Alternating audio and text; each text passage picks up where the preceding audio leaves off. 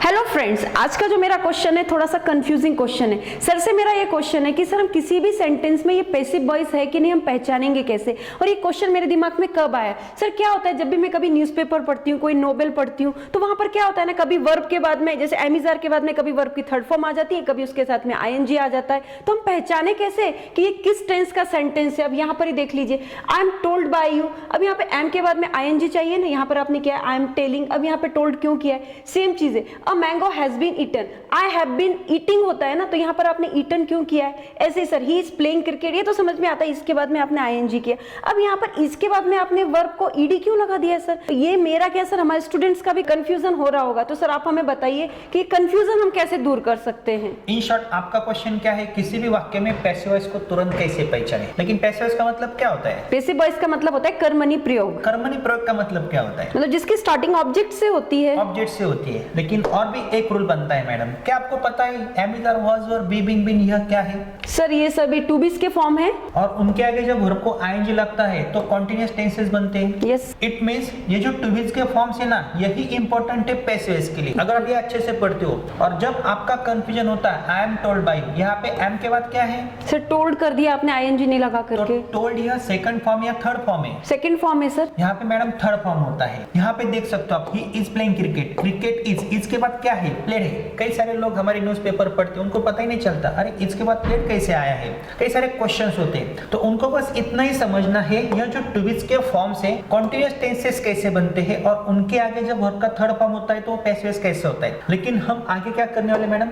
एक एक्सरसाइज भी लेने वाले हैं, तो हमारे दर्शक पूरी तरह से समझ जाएंगे ताकि इन फ्यूचर वो कुछ भी पढ़ेंगे तो वो तुरंत समझ सकते हैं एक्टिव वॉइस या पैसिव वॉइस है। क्योंकि लास्ट में मैं आपको एक एक्सरसाइज भी देने वाला हूँ और आपको ऐसे टेक्निक्स देने वाला हूँ कि आप तुरंत पहचानोगे ये एक्टिव वॉइस या पैसिव वॉइस या किसी टेंस का सेंटेंस है।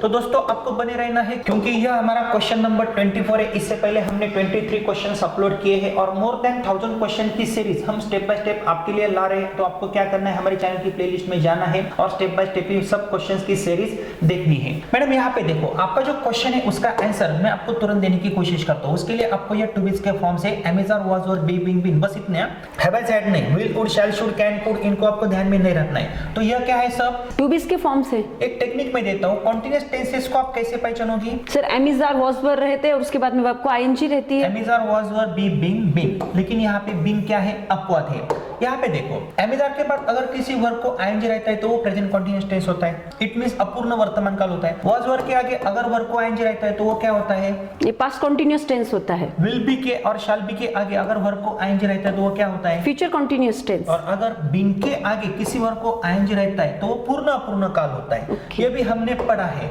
लेकिन यहाँ पे देखो दे आर जंपिंग, अगर आपको कॉन्टिन्यूअस टेंस पहचानना है, वर्ब को आईएनजी है, वर्ब को आईएनजी है, वर्ब को आईएनजी है, वर्ब को आईएनजी, इट मींस ये कॉन्टिन्यूअस टेंस के सेंटेंसेस है। लेकिन कौन से कॉन्टिन्यूअस, इट मींस कौन सा चालू काल या अपूर्ण काल, वर्तमान काल, भूतकाल या भविष्य काल, आप कैसे पहचानोगे। सर मैं टू बीस के फॉर्म देख के मैं पहचान सकती हूँ। इट जंपिंग से पहले आर है, आर क्या है, पास्ट टेंस है। नो सर प्रेजेंट टेंस है। तो ये प्रेजेंट कॉन्टिन्यूअस टेंस है। Yes sir. यहाँ पे टेलिंग है, इट मींस ये क्या है, ये प्रेजेंट कॉन्टिन्यूअस टेंस है। इज है सर। नहीं, ये सिर्फ कॉन्टिन्यूअस टेंस है। Okay. टेलिंग इट मींस सिर्फ कॉन्टिन्यूअस टेंस है, लेकिन टेलिंग से पहले क्या है, इज। तो ये कौन सा टेंस है, प्रेजेंट कॉन्टिन्यूअस टेंस। यहाँ पे कॉर्लिंग है, इट मींस ये क्या है, ये केवल कॉन्टिन्यूअस टेंस है। और उससे पहले वर क्या है, ये पास्ट कॉन्टिन्यूअस टेंस है। पास्ट है। वर क्या है, पास्ट टेंस है। Past तो ये क्या है, past continuous tense. She was looking at me, ये लुकिंग क्या है, कॉन्टिन्यूअस टेंस है। कॉन्टिन्यूअस वर्ब है। और उससे पहले क्या है, वॉज है सर। तो ये कौन सा टेंस हो सकता पास्ट कॉन्टिन्यूअस टेंस है। है। विल बी के आगे एंजॉइंग है, एंजॉइंग क्या है, सर कॉन्टिन्यूअस टेंस है। और एंजॉइंग से पहले बी है, लेकिन बी से पहले क्या है, विल है। लेकिन टू बीस के फॉर्म के बाद वर्ब को क्या है, आईएनजी है। Very good. बीन के आगे क्या है, वर्ब को आईएनजी है। सिंगिंग है, इट मींस ये कॉन्टिन्यूअस टेंस है। लेकिन बिन अगर होता है, बिन सिंगिंग, बिन डांसिंग, तो पूर्ण अपूर्ण काल हमें बोलना है। लेकिन कौन सा, प्रेजेंट, पास्ट या फ्यूचर। बिन से पहले क्या है, हैज है सर। प्रेजेंट टेंस या पास्ट टेंस है, सर ये प्रेजेंट कॉन्टिन्यूअस टेंस है। तो हैज बीन सिंगिंग, तो ये कॉन्टिन्यूअस टेंस हम रिकॉग्नाइज कर सकते हैं। आपका जो क्वेश्चन है उसका आंसर देने की मैं कोशिश करता हूँ। अभी पैसिव वॉइस में क्या होता है madam, passive voice it means कर्मणी प्रयोग। अगर मैं बोलता हूँ मैं अंग्रेजी पढ़ाता हूँ, अंग्रेजी मेरे द्वारा पढ़ाई जाती है, ऐसा खाने के बदले मैंने ऐसा खाया। मैं आम खाता हूँ, आम मेरे द्वारा खाया जाता है। राहुल सर अंग्रेजी पढ़ाते हैं, इसका पैसिव पैसिव आप कैसे करोगे? अंग्रेजी राहुल सर के द्वारा पढ़ाई जाती है। एक ही मतलब हुआ ना? Yes, sir. लेकिन यहाँ पे पैसिव में क्या होता है, पहले आपको ऑब्जेक्ट लेना पड़ता है। क्या लेना पड़ता है? ऑब्जेक्ट, या टू बीज के फॉर्म से। ऑब्जेक्ट के बाद टू बीज के फॉर्म्स आते हैं, उसके बाद वर्ब का थर्ड फॉर्म आता है, तो वो सेंटेंस पैसिव का होता है। इट मींस कर्मणी प्रयोग का होता है। हमारे दर्शक अगर नहीं समझते तो वो हमारा A to Z grammar with writing skill का कोर्स हमारे ऐप से सीक्वेंस वाइज देख सकते हैं। तो यहाँ पे देखो एम इज आर ये क्या है? टू बीज के फॉर्म से, लेकिन उससे पहले क्या आएगा? ऑब्जेक्ट आएगा। लेकिन इन वर्ब के आगे हमें क्या देखने की आदत है?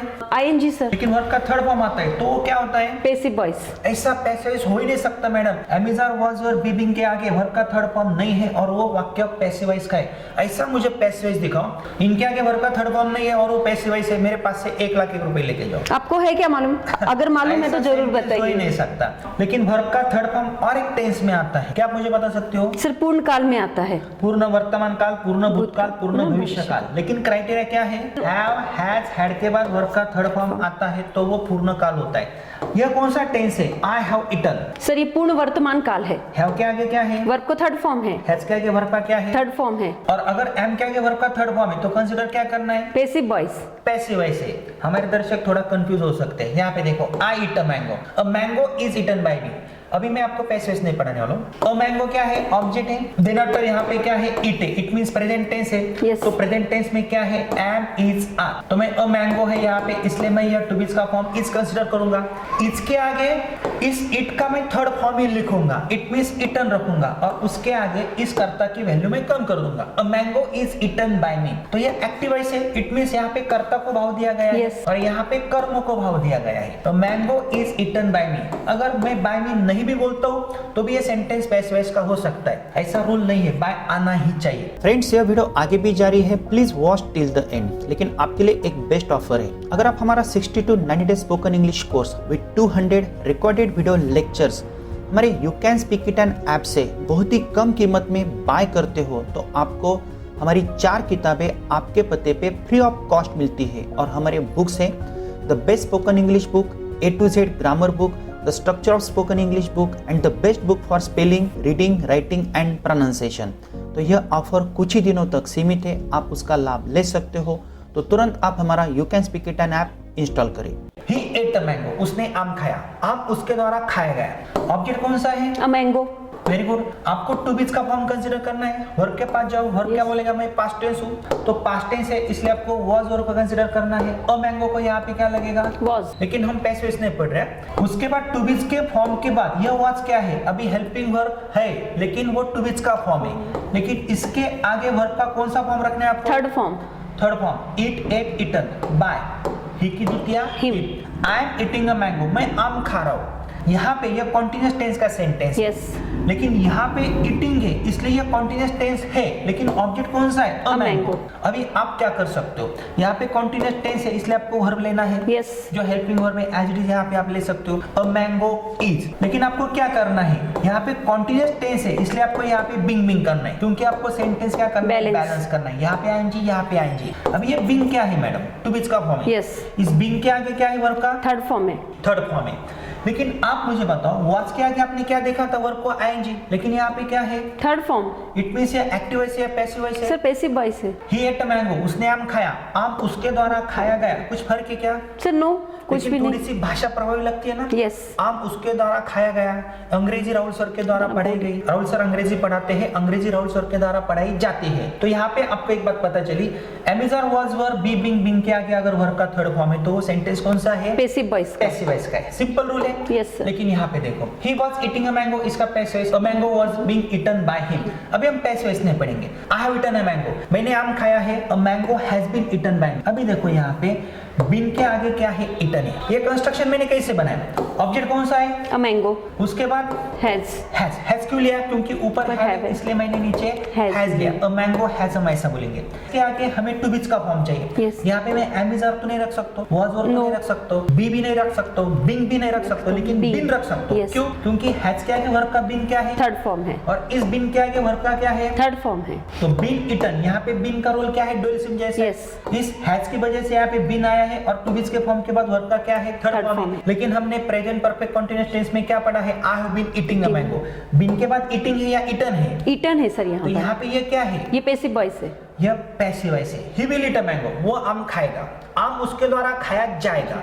अ मैंगो क्या है, ऑब्जेक्टिव। Object। हेल्पिंग वर्ब कौन सा है, Will। अगर टू बी का फॉर्म लेना है तो विल क्या आएगा, एम इज आर आएगा, नो सर, बी आएगा। was और आएगा, No। बीइंग आएगा, नो, ओनली बी आएगा, Yes। बी क्यों आएगा, क्योंकि सर टू बीस का फॉर्म है। वर्ब का फर्स्ट फॉर्म है। यस, बिल के मॉडल्स बाद क्या कहते हैं, मेरे आगे वर्ब का फर्स्ट फॉर्म रखो। वर्ब का फर्स्ट ही फॉर्म रखो। इस बी के आगे वर्ब को आईएनजी लगाने की आदत है, जैसे I will be eating a mango, she will be singing a song. लेकिन यहाँ पे क्या हो रहा है, सर यहाँ पे हम थर्ड फॉर्म ले रहे हैं क्योंकि पैसिव वॉइस बनाना ये है। पैसिव वॉइस है। तो ये टू बी के फॉर्म के आगे जब वर्ब का थर्ड फॉर्म आता है तो वो पैसिव वॉइस होता है। अभी मैं आपकी टेस्ट लेता हूँ, लेकिन टेस्ट लेने से पहले दोस्तों आपको पता चला, अगर आपको कोई भी ऐसा सेंटेंस मिलता है, am is are was were be being been, उनके आगे वर्ब को आईएनजी नहीं है लेकिन वर्ब का थर्ड फॉर्म है। लेकिन यहाँ पे एक रूल क्या है, ध्यान से देखना है, वर्ब का थर्ड फॉर्म आपको हैव हैज हैड के बाद भी मिल सकता है, तो वहां पे वो पैसिव वॉइस नहीं होता है। इसलिए ये टू बी के जो फॉर्म्स है ना, यही आपको बस ध्यान में रखने हैं। अभी देखो मैडम, यहाँ पे कुछ सेंटेंसेस मैंने दिए हैं आपको, तुरंत एक्टिव वॉइस और पैसिव वॉइस। इट मींस बस मुझे इतना ही बताना है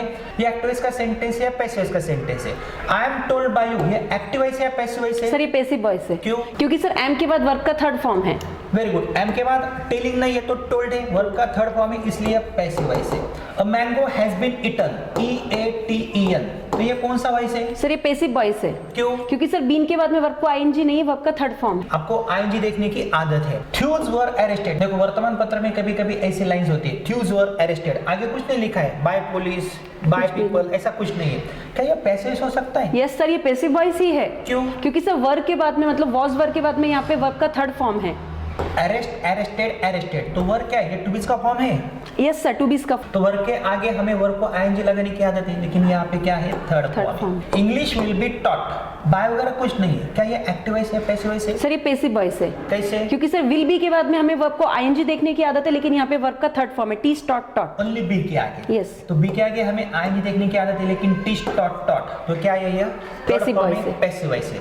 मोदी इज इलेक्टेड, अभी यहाँ पे ये एक्टिव वॉइस है, पैसिव वॉइस है, कौन सा टेंस है? सर ये पैसिव वॉइस ही है। पैसिव वॉइस है। कैसे? सर इसके बाद में वर्ब को आईएनजी नहीं है, वर्ब का थर्ड फॉर्म है, लेकिन बाय इसीलिए। तो नहीं है यहाँ पे। सर ऐसा कभी कभी न्यूज़पेपर में हमें देखने को मिलता है, Modi is elected, he is It means elected. हमें ब्रैकेट में कंसीडर करना पड़ता है ना, by By people. Yes। Okay, तो मोदी इज इलेक्टेड, ये पैसिव वॉइस है। Next sentence, he is rich, active voice या पैसिव वॉइस है? सर ये टू बीस का सिंपल प्रेजेंट टेंस है। क्यों?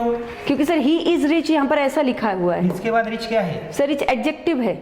वर्ब का थर्ड फॉर्म है। नो सर, एडजेक्टिव ING है। है। नो एडजेक्टिव है सर तो ये। ये to be simple present tense है only. It has been said, active voice है, पैसिव वॉइस है? सर पैसिव वॉइस है। कैसे? सर बीन के बाद हमें वर्ब को आईएनजी देखने की आदत है, हैज बीन के बाद में, बट यहाँ पे वर्ब का थर्ड फॉर्म अगर है। हमारे दर्शकों ने हमारे ग्रामर के कोर्स से active voice, passive voice, direct indirect change the voice नहीं पढ़े ना, तो उनको ये कुछ समझ में नहीं नहीं सकते। आएगा। हम सिर्फ उनको टेक्निक दे रहे हैं। इट हैज बीन बॉइलिंग, यहाँ पे बॉइलिंग कंसीडर करो। इट हैज बीन बॉइलिंग और वाटर हैज बीन बॉइलिंग, क्या है, एक्टिव वॉइस या पैसिव वॉइस है? सर एक्टिव वॉइस है।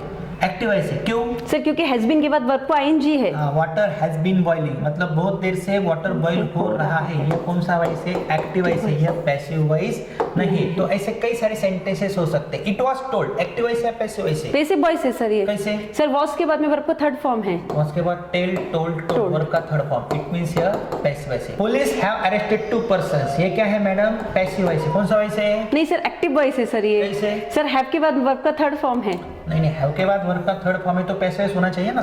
नो सर, हैव के बाद अगर टू बीस का फॉर्म होता तो उसके बाद थर्ड फॉर्म होता तब पैसिव। ये भी टू बीस के फॉर्म से ना। No sir, am is are was were be being being, हमें बस केवल इतने इतने ही कंसीडर करने होंगे। यस तो सर। हैव के बाद अरेस्टेड है, इट मींस ये वर्ब का थर्ड फॉर्म है, लेकिन Yes। ये एक्टिव वॉइस, एक्टिव वॉइस ही है सर। एक्टिव वॉइस ही है। Okay, 3 terrorist have been arrested, अब ये आप बताइए ये कौन सा वॉइस होगा, एक्टिव वॉइस होगा कि पैसिव वॉइस होगा? जहां तक हमने पढ़ा है सर ये अब पैसिव वॉइस होगा। ये पैसिव वॉइस है क्योंकि बिन के आगे वर्ब को आईएनजी नहीं। Boys are dancing in the class, क्या ये पैसिव वॉइस है? नो सर, ये एक्टिव वॉइस है।